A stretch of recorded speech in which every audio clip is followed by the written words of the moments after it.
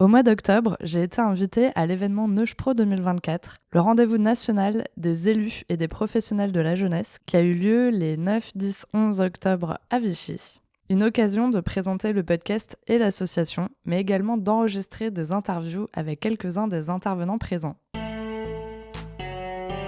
Parentalité et adolescence. Bonjour et bienvenue sur Parentalité et Adolescence, le podcast qui vous donne des outils et des clés dont vous avez besoin grâce à des interviews d'experts sur divers sujets autour de l'adolescence. L'adolescence n'est pas obligée d'être synonyme de chaos, alors soyez joie, il y a des solutions. Avant de commencer, si vous n'êtes pas abonné à la chaîne YouTube, n'hésitez pas à le faire dès maintenant pour ne pas manquer les prochains épisodes. Je vous propose de découvrir au fil des épisodes différents professionnels de la jeunesse sur des sujets comme la santé mentale des jeunes, le harcèlement, mais aussi sur l'accompagnement des ados d'aujourd'hui. J'espère que ces épisodes vous plairont. Bonjour Aline. Bonjour. Alors pour commencer, pourriez-vous vous présenter s'il vous plaît ? Alors, je suis Aline Vidali. Donc moi, je suis CEPJ, ce qui veut dire conseillère d'éducation populaire et de jeunesse au sein de l'entité régionale des ministères chargés de la jeunesse et des sports, qui s'appelle aujourd'hui DRAGES, Délégation régionale académique à la jeunesse, à l'engagement et au sport.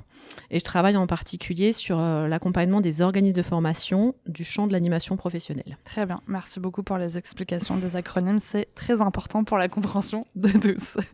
Alors, pouvez-vous nous expliquer ce que c'est le BPJEPS et son rôle dans la formation des animateurs qui encadrent les jeunes, s'il vous plaît ? Alors, dans le champ de l'animation, en fait, on a un peu deux secteurs. Il y a le champ de l'engagement volontaire, où c'est généralement ce que connaissent bien les gens, le BAFA et le BAFD notamment. Donc, on va à un moment donné dans sa vie travailler comme animateur de manière un peu ponctuelle pendant une période. Et c'est considéré comme du volontariat en fait, donc c'est un peu à part. Si on veut vraiment en faire son métier, là il va falloir aller sur la filière professionnelle, et dans cette filière, le diplôme phare, c'est le BPJEPS.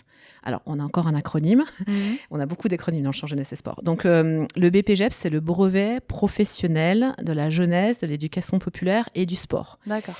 Alors, pourquoi il renvoie à tous ces champs ? En fait, c'est le diplôme d'animation, mais c'est aussi un diplôme pour les éducateurs sportifs, c'est sur les deux filières.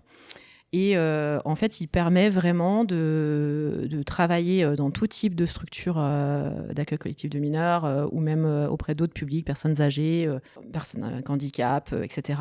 Mais l'idée, c'est qu'à travers la manière dont on accompagne les projets des publics, on va monter un projet un peu long terme et on va permettre au passage de faire grandir en termes d'autonomie, d'émancipation, les différents publics. Donc c'est vraiment le diplôme, j'allais dire, clé du champ. De l'animation. Voilà. Très bien, merci beaucoup. Donc on l'a vu ce matin du coup à l'événement Neuchpro, donc vous avez participé à la table ronde. Donc on a parlé des réformes qui sont en train d'être mises en place donc, par rapport à ce diplôme. Donc justement, comment ces réformes peuvent influencer la manière dont les adolescents interagissent avec les animateurs dans les centres de loisirs ou les écoles ? Alors, il y a plusieurs dynamiques. Donc déjà, cette réforme, en fait, elle construit le diplôme désormais en bloc de compétences. Jusqu'ici, c'était un autre système qui s'appelait les unités capitalisables. Et donc, ça, au passage, tout a été repensé et réécrit par les représentants employeurs, salariés et le ministère. Et l'idée de la réforme, celle qui devrait arriver bientôt, le texte n'étant pas encore publié, c'est vraiment, on part de 5 diplômes aujourd'hui différents BPJEPS, qui a plusieurs mentions.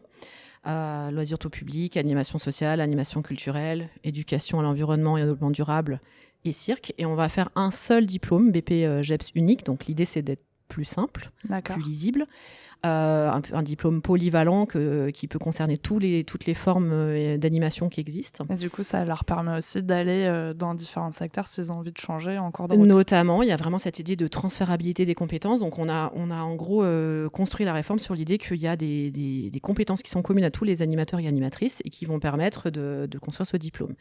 Donc, il est construit en 4 blocs, toujours autour du projet, parce que ça, c'est vraiment un incontournable du champ, mais aussi autour de la communication, autour de la manière dont on met en place les démarches pédagogiques, notamment avec des méthodes actives, et aussi sur une valorisation qui est un peu nouvelle au niveau du BPJEPS, aussi quand on est en animation, finalement, on fait énormément d'actions dans le cadre de la vie quotidienne et des temps de transition.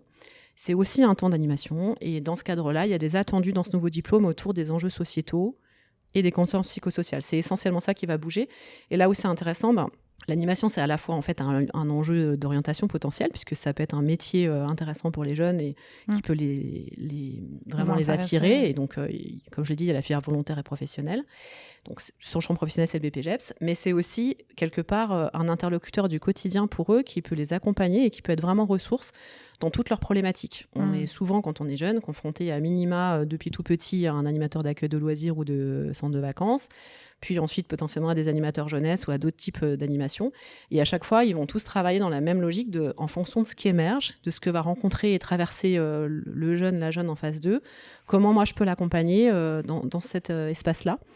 Et ça, c'est quand même quelque chose qui peut être très important, qui n'est pas forcément toujours perçu par les parents, qu'en fait, ce professionnel-là, il est aussi vraiment une personne ressource et qui va pouvoir amener et notamment relayer avec tout un tas d'autres acteurs en cas de difficulté ou de besoin simplement d'aller sur différents champs. Très bien, merci beaucoup en tout cas pour les explications. Et pour finir, avez-vous un message à transmettre aux personnes qui nous écoutent aujourd'hui ? Alors je dirais, peut-être pour simplifier, ne pas sous-estimer les enjeux et la qualité de l'animation, que ce soit volontaire ou professionnelle. On a un peu tendance, dans le grand public, à les considérer, je caricature, comme des amuseurs publics qui n'ont pas forcément une grande qualification.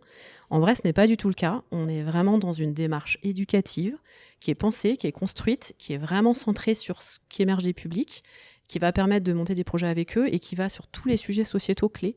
Donc en fait, c'est un des acteurs importants, tout comme peut l'être un enseignant, un travailleur social, une infirmière, enfin bref, dans l'écosystème, on va dire, d'un adolescent. En vrai, les animateurs et animatrices qui travaillent autour peuvent être vraiment des personnes ressources clés. Donc, ne pas les négliger en tant que parents. Merci beaucoup d'avoir accepté mon invitation sur le podcast. Merci à vous. Merci d'avoir regardé la vidéo jusqu'au bout. J'espère qu'elle vous a plu. N'hésitez pas à la partager autour de vous. Et on se retrouve la semaine prochaine pour un nouvel épisode. À bientôt.